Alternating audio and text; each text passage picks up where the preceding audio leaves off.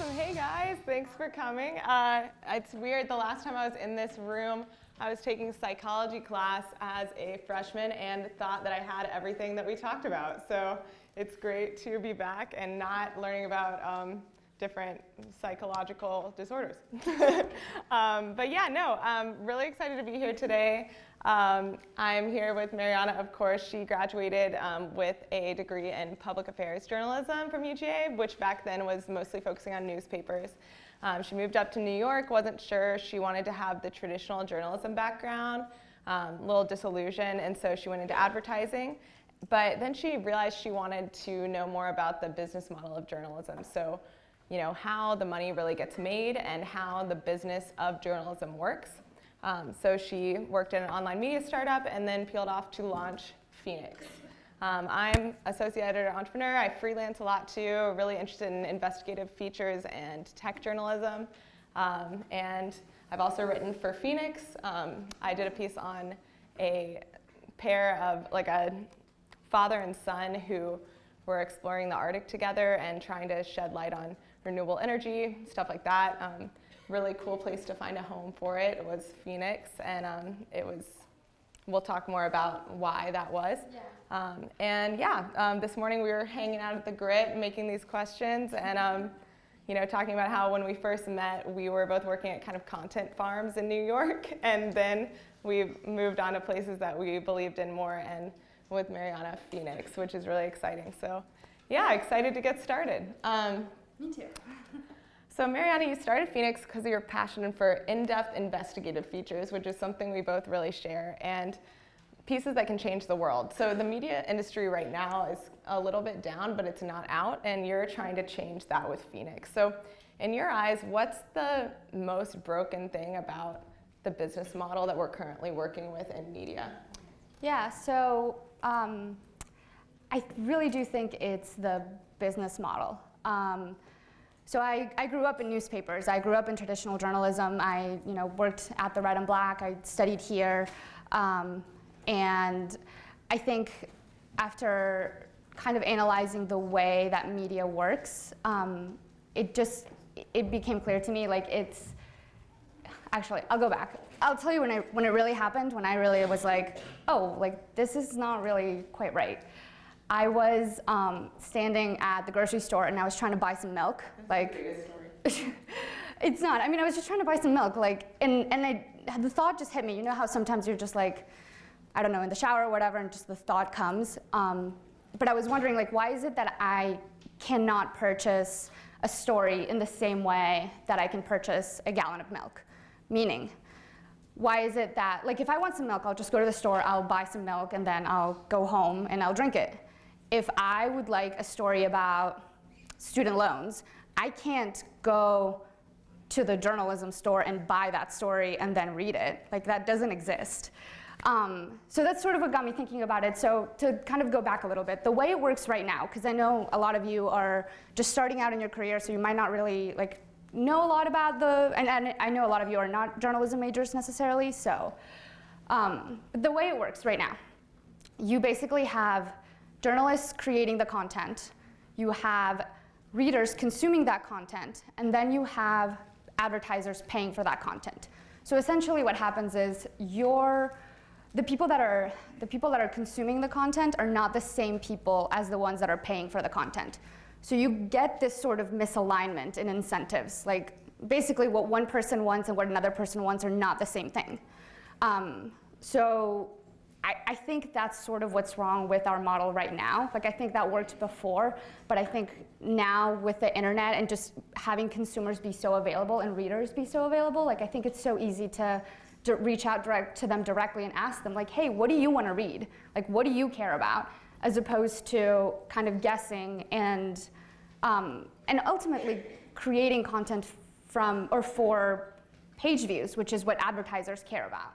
Right, that's so true, because I've worked at places where we'll look at what's doing well on the site and then just write more of that. Mm-hmm. But it's always a little bit just spontaneous. If a story about how to start your own business is doing well, okay, let's write more stories about how to start your own business. But how do we know that's really what people want and they're not clicking that and then saying, oh, I wish this was a story about step-by-step, how to fund my own business or something. So it's always useful to actually know what the readers actually want, which is so simple, but for some reason something that not many people are doing. Right, and like the model made sense before. Like I don't want to knock it too much because like newspapers aren't dead. Like plenty of people are making money with advertising, but the issue is, and I think this is like the really important part, is that publications can't make advertising the same way that Facebook and Google can. Facebook and Google can match you up so perfectly to exactly the brand you're looking for, or vice versa, match the brand to exactly the consumer that they're looking for. That kind of capability, like no publication has. Like I don't care, like how much like data you have not scaled to the point of those two big companies. And so to keep trying to go with this business model, like it's a losing battle. Like we need to figure out another way of doing things. Right, exactly. And we're never going to be raking in the type of ad dollars that big tech is either. And so it's important to diversify. Right, because they do it so well. Like that's the thing, is like they do it so well. Like Facebook matches, like I don't know if any of you guys have ever tried to run an ad on Facebook. The kind of data that they have on you is like, it's insane. Like I can target you like by like your age, your demographic, your like where you live, what you're interested in. Like if you like certain pages, like they'll tell you like, oh, people that like, the New Yorker, like maybe they would also be interested in Phoenix, for example.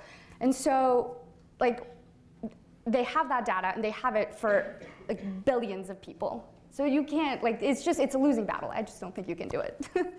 And no, that's what makes Fenix so special. So why are you so passionate about Fenix's business model? And we can go into what it is and what it does. And then also, what makes you think it can change the industry alongside the pieces you're going to publish? Yeah, absolutely. So I am going to guess that no one here knows what Fenix is, and that's very cool because it's very small. But basically, it's crowdfunded journalism on a story-by-story basis. So the way that works, we have a website. We present you guys with a menu of stories. You pick the ones you want to read. You fund them. You pay for them. Once a story has enough funding, it goes into production. The journalist, that part of the process is the same. The journalist is just writing the story, interviewing people, getting documents, reporting. We're going through editing, fact-checking, research, all of that stuff. And then once the story is done, readers get to read it exclusively. And the second part to this, and this is actually the part that we're going to go into this weekend. Once a story is fully funded and written and ready to publish, if you didn't get a chance to fund it, or you weren't really sure, but now you're like, actually, no, I really do want to read that. It's behind a very easy paywall where you can just pay for that story and you can read that, and then that can be done. Like you don't have to subscribe. There's no, like, I'm not trying to hook you. Like, you can just pay for what it is that you want to read. And so, what does that look like, in terms of, let's say you're a reader visiting the site, and okay, take us through it for a story that is being funded right now, what that timeline might look like, and also a story that's already been funded that you want to read. Yeah. So the process takes a long time because we're trying to do investigative, in-depth journalism, the kind of stuff that takes a long time to produce. So, I mean, to be honest with you, like the story we're about to publish, we first launched it and funded it in March. So it's taken from March to now to create it. Now, mind you, I'm a one-woman team. Like, I'm not, I don't have a team of people helping me with this. But, so that process takes months. And we're doing, we're, again, doing the reporting, interviews, documents, research. What we're really trying to do is create a quality product, because there's a lot of free journalism out there, right? Like you guys can all pop open the New York Times right now and read like at least 5 free articles. So what I'm trying to compete with then is quality. I'm trying to give you something that if I'm going to ask you to pay for it, like it better be good. So that's sort of the process. Like once we get to that, we publish the story, and then afterwards, like I said, it's just behind a very simple paywall. You can go to the site, and if it's something you're interested in, you want to read it, then you just go click, you enter in the same information you would as if you're buying, I don't know, if you're buying something on Amazon. Like you enter in your name, your email address, and your credit card information, and that's it. And you have access to it forever, right? Like, if you Yeah, wanna you look have back access to it forever. Like you can read it as much as you want, and like you can, yeah. That's great.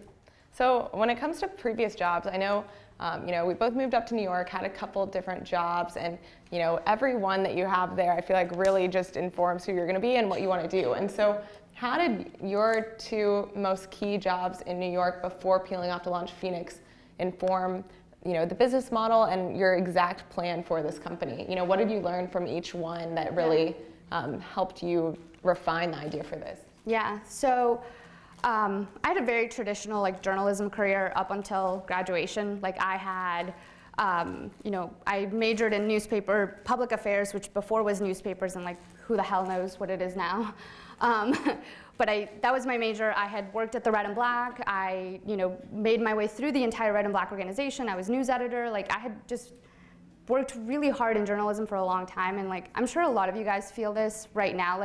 You guys are going so hard in your classes. You're studying so much. You have 18 million things that you're doing. And by the time I got to the end of it, I was so burned out. I couldn't do it anymore. So I decided that I wanted to learn more about the business side of things as opposed to the editorial. I was sort of done trying to produce so much content. I ended up getting a job in New York. I worked in ad sales. I was an account service representative, which just sounds like you're cold calling people. It's not what I was doing, but I was working with advertising clients. I was working actually with agencies who have advertising clients, and I was basically making sure that they had everything they needed at Turner. And that job was enlightening. It really taught me a lot about advertising. What's a CPM, how do metrics work? What is it, honestly, also, what is it like to have a client and, take them out to dinner? And, how do you do that? And, what kind of conversation do you have with them? I'm very awkward. I'm very awkward right now. I'm so nervous saying this. You can hear my voice shaking. It's fine. We would everyone would be in the same boat if they were up here, I bet, as well. How did that inform Fenix? Right, but learning about ad sales and learning about, how it worked made me see, journalism just can't stand up to that. If you're gonna have an advertising model, then you're gonna have to. I think it's just the metrics. You're just gonna have to have the data to be able to match advertising clients with readers really well. And I just I didn't think that was really happening. And then after that, so after I worked at Turner in ad sales, I worked in. First of all, I had a kind of existential crisis then. I was doing something I really didn't like, and I had to find my way back into what I did like. And I think that's important because I think a lot of you guys right now are going through a lot of classes where you're kind of encountering all of these different interests, and you're trying to figure out what is it that I want? What is it that I want to do? And having that conversation with yourself and figuring that out, that's not easy. I feel like sometimes people are well, what do you want to do? And you could just pick whatever, right? That's not really the case. So for me, it was working backwards and seeing okay, I liked journalism. I liked when I was, working in editorial. Let me work my way back. All of this to say, I went to work at Odyssey. The job was not what I thought it was going to be. I ended up having to produce a lot more content than I thought it was possible. It was not quality content. The college kids that I was working with were not getting nearly the time and attention that they needed from me. So that's when I realized if the product has to be different and the business model has to be different. The product can't be clickbaity articles. Not that everything is clickbait, but you get a lot of that. So that can't be the product. And the business model can't be advertising. Definitely. And yeah, like I said, we both worked at content farmy places, one of our first jobs in New York.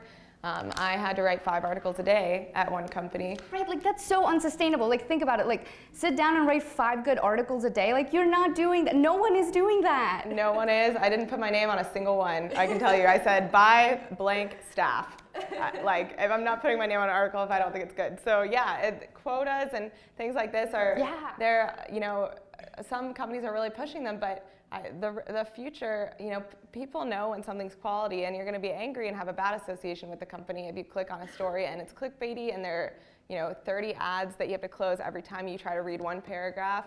So that's why I think what Fenix is doing is so interesting. And you had to pull into your Grady network for this, right? I mean, obviously you're doing this on your own.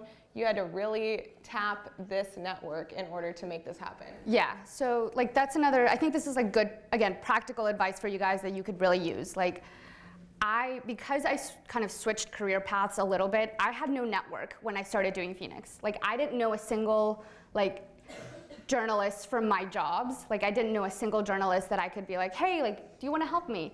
But I had a Grady network, and I knew that's how you and I like connected, because you went to Grady, and we had a mutual friend that was like, oh yeah, my friend like writes investigative journalism articles. So I was like, yes, like that's what I need. So the advice is like, networking is really hard, and going to like a networking event is so uncomfortable. You don't have to do that. Literally, guys, like follow each other on Twitter. That's all you have to. You don't even have to like each other's stuff. Like follow each other on Twitter right now. Because if you do that, the moment you need something, the moment that you're like, oh, like I really want to get a job at Entrepreneur, like, do I know anyone at Entrepreneur? Oh, look, I followed like Hayden, who took a psychology class with me once, and like she's at Entrepreneur, like maybe she can help me out, or whatever.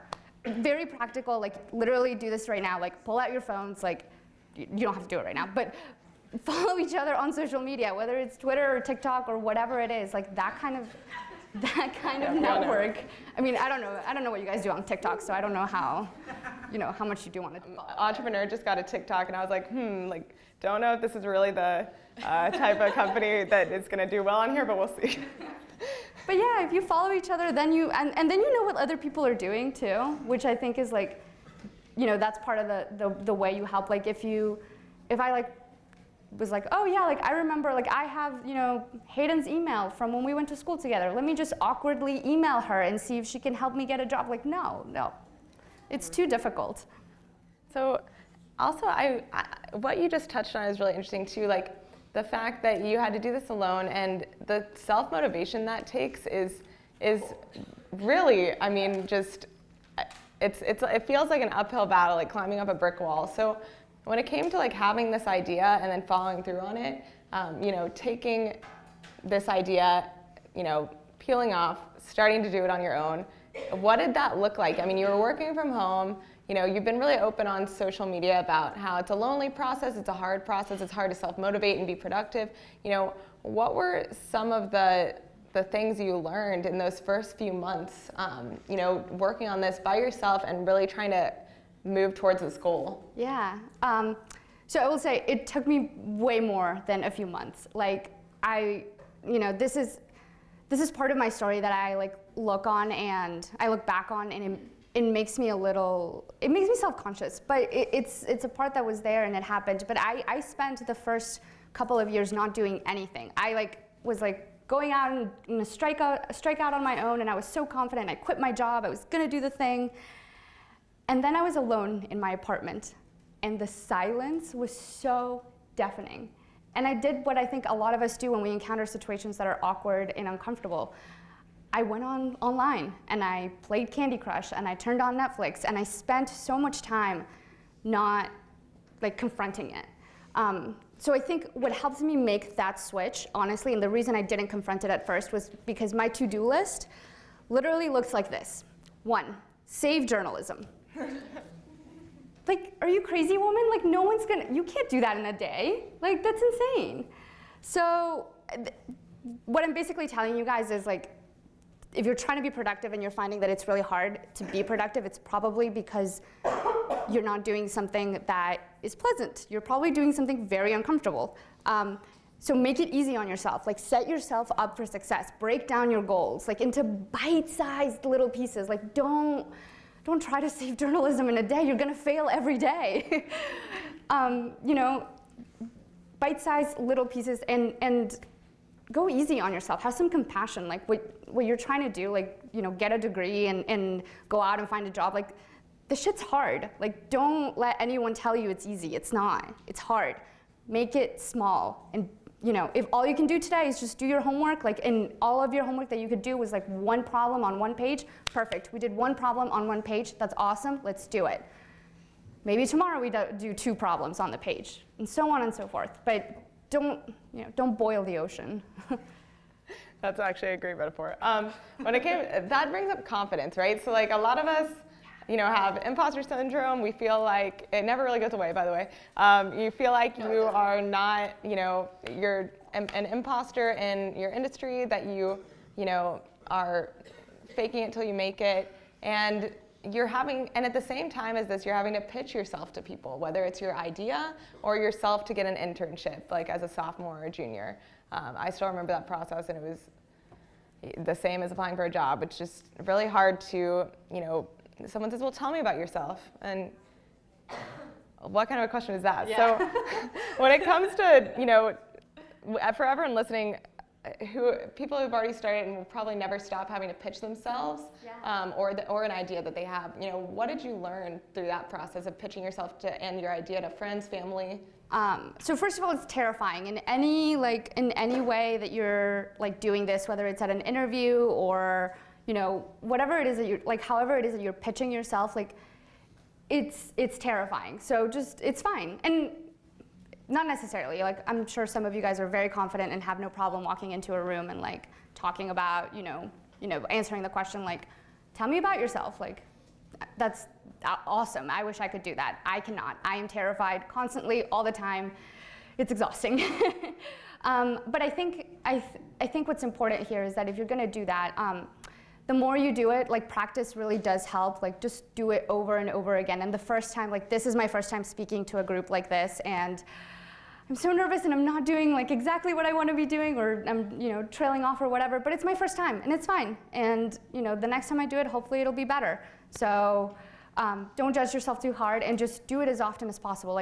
Just keep pitching yourself and tell as many people as you know or you can about what it is that you're doing. You really never know where that help is going to come from. Because that was a big turning point for you, right? You started to, flipped the switch to actually start telling people, this is what I'm doing, and then help came from unexpected places. Yeah, so this is a funny story. So I had spent that time that I told you guys about where I was on my couch playing Candy Crush, not talking about Fenix. In fact, I would refer to Fenix as my project. I wouldn't even say the name. I'm oh yeah, I'm working on a project and I don't want to talk about it. So I spent a long time doing that. My parents actually threw a Christmas party. And their friends were over, and I ended up having a conversation with my mom's friend's dad. So there's enough separation there where I'm this doesn't matter. I'm pretty confident, and I had a glass of wine, and it was my house, so we were relaxed. But anyway, so I was telling him about Fenix and stuff, and what was interesting is, so this man had spent a lot of his time in sales, and the advice he gave me, which I would repeat again to you guys, would be do it as often as you can. Talk about what it is that you're doing as often as you can. Because when you do that, again, you get practice doing it, so you feel less awkward. And then also, you just really never know where that help comes from. And that man's advice, how random. He would have never given me that advice had I not told him about Fenix. But it was amazing. And ever since, after that, I was you know what, you're right. And so I just started talking about it. And it was really awkward and terrible at first. And then it got better and easier. And now I'm telling you guys about it, which is crazy. That's so true. Because I actually read a study recently that even showed first degree connections don't lead to as many opportunities as second and third and fourth degree. It's because I think when you have a first degree connection with someone, that works somewhere, they're very used to getting, pitched and, asked for help. And it can be a little hard and awkward. But if it's your friend's friend, okay, now their friend is asking them to help their other friend, and or a connection or a colleague, and it can lead to a more genuine connection and help, because it's less, oh, I'm asking my friend for help and I don't want them to feel like I'm using them, and more, okay, we're meeting up and I'm asking for advice, and now maybe this will lead to something. Exactly. So just talk about what you're doing, as much as you can. Definitely.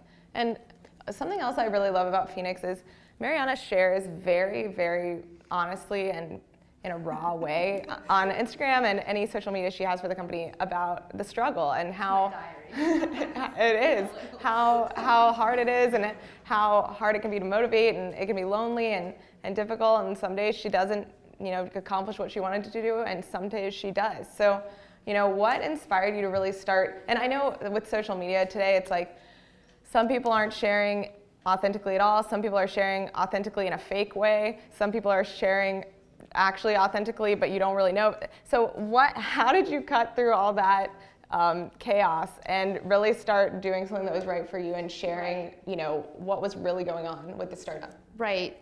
So I did it because, well, first of all, like I needed people to know about Fenix, right? If we're crowdfunding, we need a crowd, so we need to build a community.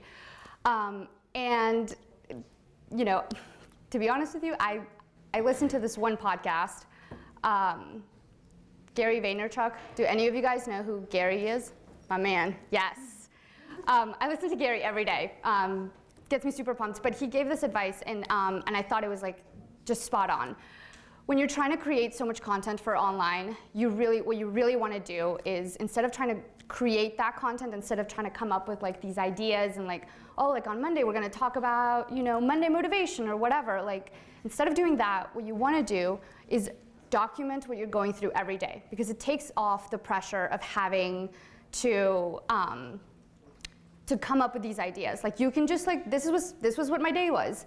And it kind of ties into the other thing. Like, I really don't believe in fake it till you make it. Like, I just don't think that it can, I think people see right through it. Like, I think maybe it worked, years ago, but I don't think it really works anymore. So you can only be yourself, and if you're documenting every day what you're going through, you should just be honest about it. Definitely, and more people will relate and not like secretly Right. hate you for appearing so successful. I do have I just remembered, so I do have one more thing to say, because I'm trying really hard to bring you guys as much value as I possibly can. So to build community, 3 things. I practiced this so much, by the way. Like, this is why I'm like, I have to say it, because I practiced it. But the 3 things to build community. The first is you have to bring value. Like, who is your audience? What do they want? Like, it's gotta be so much more about them than it is about you. Like, you look great in your selfie. Post your selfie, but maybe add a little bit of value to the people that are gonna look at that selfie. Maybe tell them, I don't know, something interesting or something that happened that day. I don't know what that is in particular. It depends on your audience, but I think the first thing you want to do is make sure you're bringing value. The second thing you want to do is, you want to be consistent. So if you're just popping on like randomly on a Thursday, and then like you don't post anything for a month, and then you come back, people like can feel that flakiness. So don't be flaky. Just post consistently. Do it every day. Like I said, document it. Don't create it. Like, creating it's too hard. And the last thing is be grateful. So when you start out, first of all, we all start out from zero. Even Jennifer Aniston, who I think has like 10 million followers now on Instagram or something like that, like, she started from zero. We all start out from zero. So when you get your first follower, follow them back. Don't play that game of, oh, well, I need to have more people need to be following me than I'm following them. Like, that's such crap. Like, and people know that's crap. Don't play that game. If someone followed you, follow them back. If they unfollow you, unfollow them. It doesn't matter. But, be grateful. Be grateful for the people that are there. If it's just your mom commenting on your things and your mom retweeting it, then, say thank you, like it. People notice what kind of account you're running, and I think it speaks to that authenticity that you really want to achieve. So, be grateful.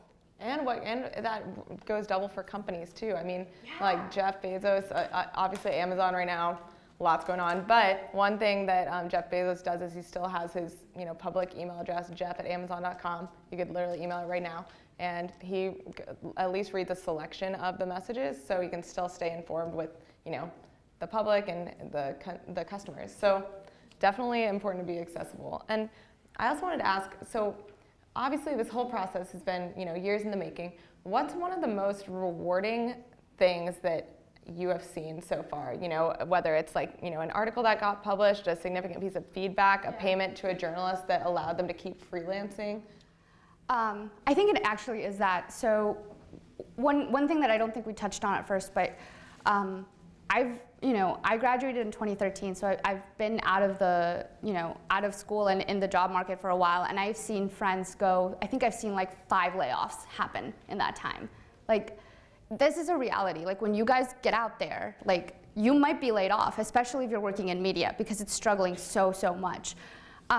So I think for me, like the most rewarding thing has been like when we crowdfunded our stories and just to have the ability to pay someone that created something of value, to pay a journalist in particular, like I thought that was amazing. Like, you know, journalists don't work for free, and like the more you can incentivize, and again, it's about realigning those incentives. If I can incentivize a journalist to work hard because I can pay them, then we can create some really cool content. So instead of having people be afraid, like, am I gonna get laid off tomorrow? Like, that's awful.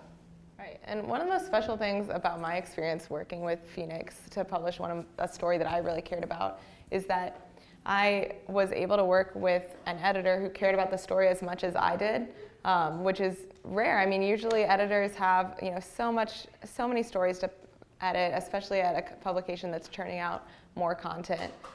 You know, they're not going to take. Mariana was able to take the time to literally read my piece out loud multiple times. This is like a 5,000 word piece, something like that. It was long. She literally read it out loud twice to, you know, see which parts needed to be cut, things like that. So it was just it's a special experience getting to work with an editor who is really taking the time to dedicate, you know, just as much attention to a story as you are. And this is a piece I had tried to find a home for, you know, 8 months or so. Something about, you know, a father and a son literally going on a death-defying expedition into the Arctic and, you know, taking renewable energy tools with them on sleds behind them, and one of them almost died and had to turn back. Like, it was a great story, and I was like, why can't I place this? So it was cool to be able to place it somewhere where I knew the people paying for it would really want to read it. Yeah, I think with the editing, I wanted to also bring up this point, like,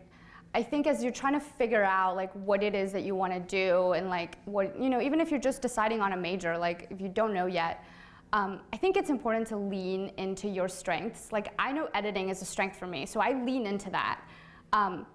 Reporting is not. I'm not a good reporter. I don't think I'm that great. So you know, I don't think you need to like, I think you just need to be yourself, and like, you're an amazing reporter. Like, I'm so glad you're the one doing the reporter and I'm the one doing the editing, because otherwise, like, the piece just wouldn't work. Like, I think you have to, you know, feel yourself a little bit. Like, yeah, I'm good at editing. Great, lean into the editing, but also be self-aware and know the reporting, not so much. Really not great at that. Maybe I should hire somebody to do that. Absolutely. Great. Well, I wanted to open it up to some questions. You know, whether it's about Fenix, whether it's about, you know, getting your first internship, job, journalism industry in general, what our favorite TV shows are, anything you want to ask. Yeah, and anybody have any questions?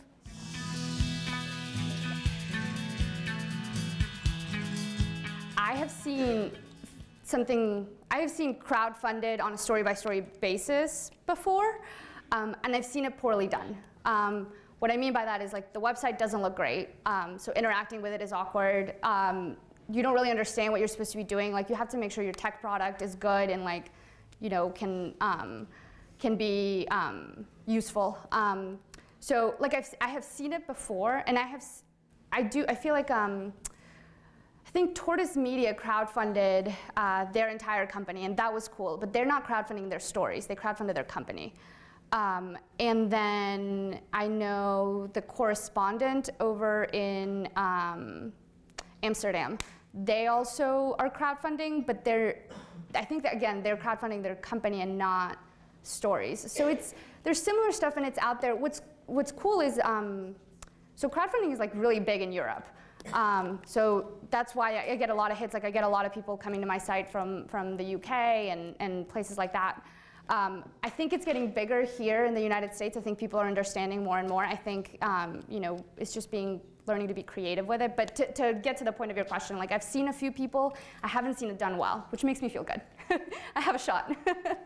Anybody else?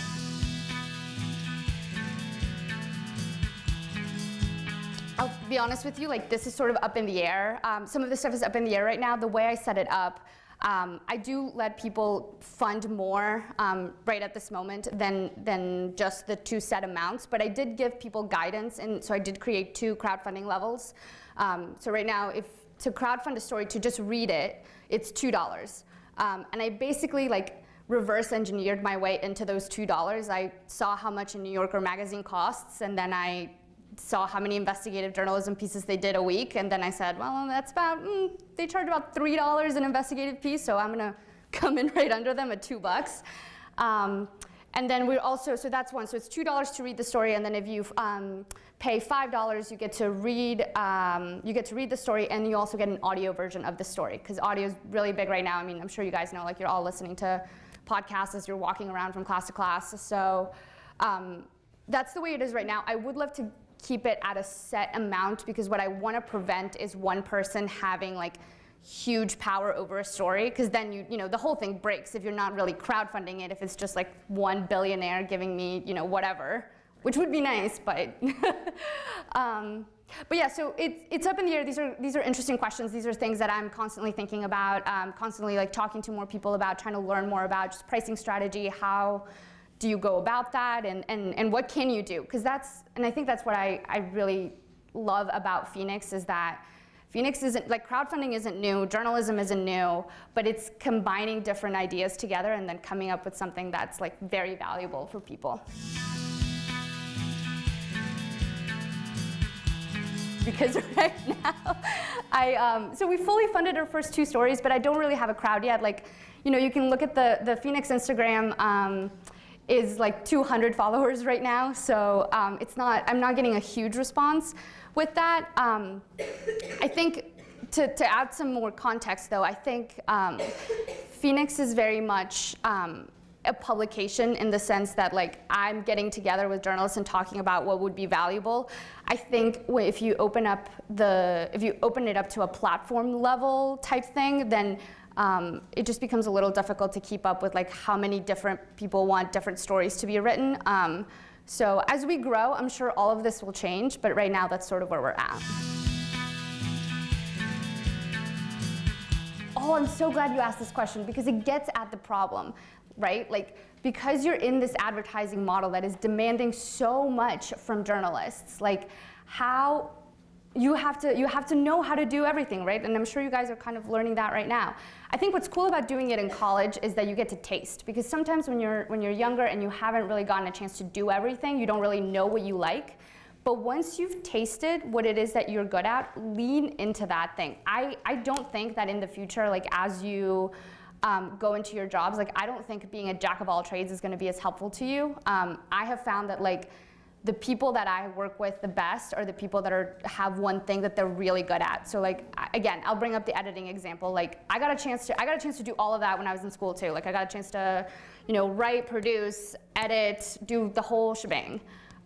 Editing was the thing I was really good at, and that's the thing I leaned into. But I'm glad I tried the rest of them, you know? So try them, but then once you figure out what your thing is, lean into it, and lean into it hard. Like, become the expert, be the one that people want to hire for that thing. That's so much easier to sell than being like, well, I can do everything. Like, I think publications maybe want that now, but I don't think they always will. And I don't know if that necessarily creates, like, a good job for them. Right, and I also think it can be overwhelming for a hiring manager too, or anyone that's, you know, trying to. Unfortunately, when you do apply for jobs, you will be put into a box, and people want to put you in a box because it's easier for them to place you. So if you say, oh, I can do anything, okay, then you're putting the emphasis is on the person who's going to hire you to figure out where to put you, and that's so much work for them. It's too draining, so they just probably won't do anything. It's kind of like if you're hanging out with a friend and you're like, oh, what do you want to do today? I don't know, what do you want to do? Okay, now it's all on you to figure out what you're going to do today. You have to guess what they want to do, you know, the type of person, everything about it. So basically, I think, yeah, exactly what she said. You know, I got a chance to do everything in Grady. You know, I took photojournalism. I took a coding class, like multimedia, video production, but what I was really good at was reporting, and I leaned into that. And I did have a couple of different jobs in reporting so far. I was a travel editor, personal finance, business, now tech and investigative. So it's like I did try a couple different things, but now I'm trying to make a name for myself in, you know, this other part of the industry. So I think it's all about, yeah, just, you know, you can fall back on these things if someone says, oh, like, can you edit video? Yeah, I can. I have a little bit of experience with that, but you really want to be known for one thing, and it's easier. People will reach out to you about jobs. People will, look to you as an expert in whatever you lean into. Yeah, absolutely. So I want it to be a real operating business. Right now, it's literally just me, and I'm being very practical about it, and I'm trying to, be smart about it and get things done, but I want it to be a real operating business, meaning like I want to publish on a regular schedule. I want to have a staff that I'm working with full time. I want to hire these people, and I want to be able to have an editorial strategy of what we're covering. I want an office. Like, I know that's like maybe a little vain of me, but I have been working out of a co-working space now for like 3 years. It would be great to not have to lug my backpack around everywhere and just have somewhere that's like mine. So that's, it's, I think what we're doing right now is like proof of concept. I think where we're going is like show of concepts, like we're gonna do it.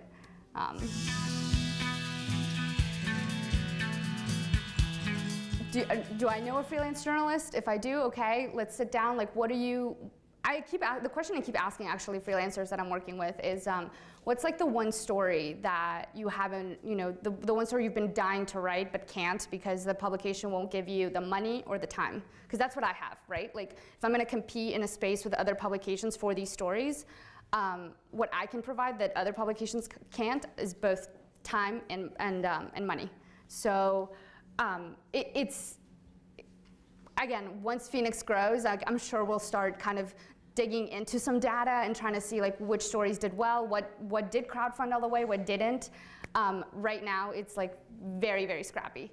But I think it's important, and this is why I'm documenting like all of this on like social media and stuff, because I think there's such an air around like around startups where it's like, you have an idea and then you turn around and someone hands you like $1 bajillion and like, you're a thing now. That's not what I'm doing. I don't have any money. I have my own money.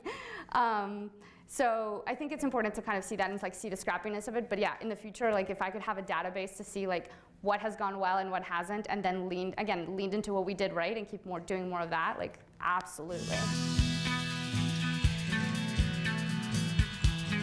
Yeah, well, I can see it because it's my website and my database, but it's not like the public can see it. There is actually, that's a very interesting aspect about crowdfunding. Like if you guys have ever donated to a GoFundMe campaign, like it can tell you like how many donations your one share brought in, which I think is like very cool technology.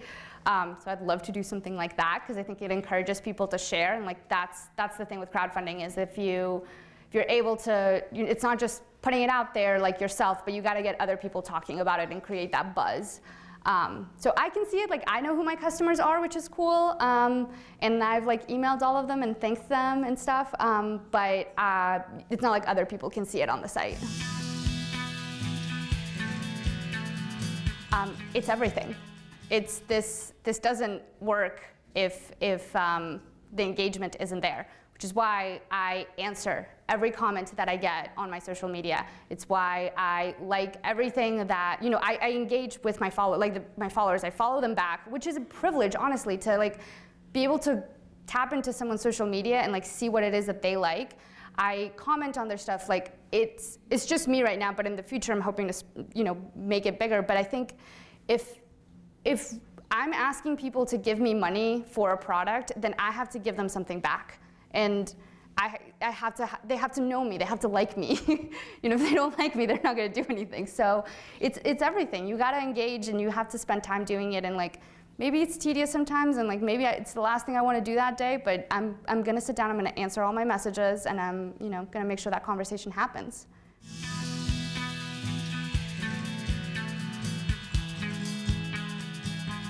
That is a great question because it is something that once you've worked at one, you will think about every single time you go into an interview.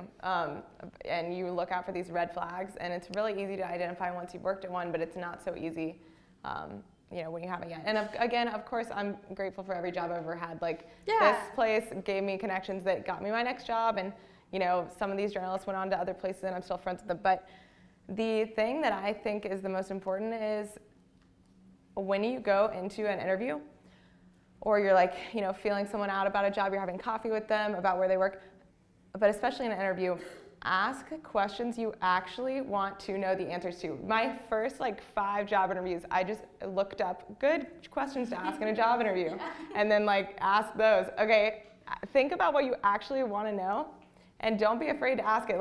After I worked at that job, from then on, every single interview, I said, so, is there a quota here? Mm-hmm. And what's the goal for how many stories people are producing? And I listened really carefully to the answer. If they say, and no one's ever going to say, yeah, there is. So you have to really just read people and see if they're being fake. Basically, someone will say, this is the typical response if you're interviewing a content firm. They'll say, well, there's no quota, of course, but we do have goals and metrics. If you, we make sure that you're reaching, what's comfortable for you, and we do, challenge you, but of course there's no quota. People usually end up writing, X number of stories per day or week, but it's really just about the challenge. That's literally word for word what they will say. So just look out for people saying the word metrics, goals, challenge, and again, maybe you'll have to take one of these jobs. It's fine. It's not the end of the world. You'll bond with everyone there and then go on and get another job. But it is important to just kind of really ask what you really want to know in these questions and say, what's the work-life balance? If they say, oh, well, people, I recently interviewed at a really well-known media startup that I was shocked they had this culture, but I said, well, what's the work-life balance like here? And then the girl said, well, I have an accountability buddy where I, if I'm not leaving and it's 7 p.m., she'll hold up my coat and, that's how I make sure I leave. You just have to have an accountability. I was like, I don't know if that's really normal, but yeah, just watch out for things like that. And if you're, anyone in this industry is good at reading people, so just, kind of read between the lines of what they say. Yeah, definitely read between the lines. No one's going to tell you oh, definitely we have a quota and this place sucks. No one's going to say that. They're trying to sell you on the job, but you really want to. How do they measure success? And how do you measure success? And do those two things match? Because you know what? Some people, I had some rock stars when I worked at Odyssey, and some of the students that I worked with were so good and got all of their articles in, and they wrote some great stuff, and they got tons of page views. Some people are really good at that stuff. Their measure of success matched up with the company's. Make sure your measure of success matches up with theirs.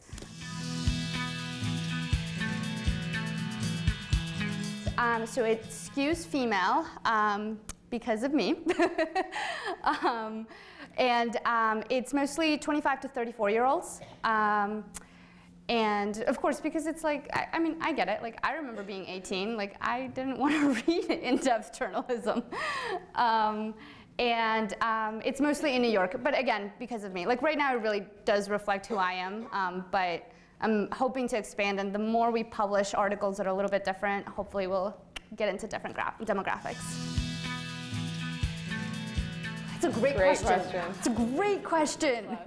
Yeah, my first salary in New York was $30,000 a year, and that was not enough for my rent. Literally, even both paychecks was not enough for it. So I would say the most important, I did not have family money.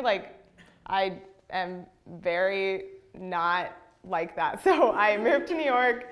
I saved up. I worked at the AJC the summer before for 4 months, and then moved up to New York on Labor Day 2015, and I had enough saved up for 2 months in New York. And if I didn't have a job by the end of that point, I was going to move home. So I found a month-to-month, lease in a artist commune, because that's the only place I could afford in Brooklyn.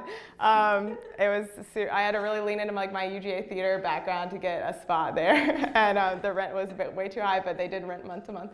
And then I just interviewed at a ton of places, and I did have a side job as a hostess at a hotel in New York, and so I would work 9 to 5 and then 5 to 11 there, but met a lot of really great people. And after that first job, I was able to at least afford my rent, and then just cook a lot, things like that. The good news is when you start out there, everyone else is kind of in the same situation, so no one's oh, let's go to this 3 Google $sign brunch place, you know, they're like, oh, come over for ramen. So I would say definitely it's just, you know, you're all in the same situation at first, you know, with other people that work at your company or friends you make usually that are the same age. And it's mostly just about, you know, having something saved up if you can when you go there, but not taking no for an answer about leaving. Like now, at the time I said, oh, if I don't have a job in 2 months, I'm gonna go home. Now I would say, if I don't have a job in 2 months, I'm gonna get a random job and then keep looking, you know? So there's always, the good thing about New York is, honestly, it's no matter where you're working, it feels cool. Like I was working at the refinery rooftop as a hostess, kind of random job, but it was still cool because, you know, I would see a celebrity come in and be like, oh wow, like let me check them off on this thing, oh, seat them. So, you know, and I was still working towards my, you know, getting another job in journalism the whole time. So I think it's just about really just making it happen, being smart with your money as much as you can, and, you know, just keeping that goal in mind. Yeah, I would say exactly the same thing. Like be scrappy, like figure out how to make it work, and just be on top of your numbers. Like, you know, it's if you can see like exactly how much you're spending that day, then you can know exactly how much you need to make that day, and then you can figure out how to make that happen. But it's just be self-aware of it. Like don't be afraid that you only have $3 in your bank account. Like that's cool. We're gonna get paid on Friday, and it's gonna be fine. In the meantime, what's in the fridge that we can eat? Definitely. And don't use too much on your credit card. Yeah, do not don't do that. It's super easy to do that. Don't. The end. Awesome. I think, yeah, if we have one last question, we can answer it, but I think it's time to wrap up. Awesome. Well, thanks, guys, for listening. Really appreciate it. Thank you. Thank you.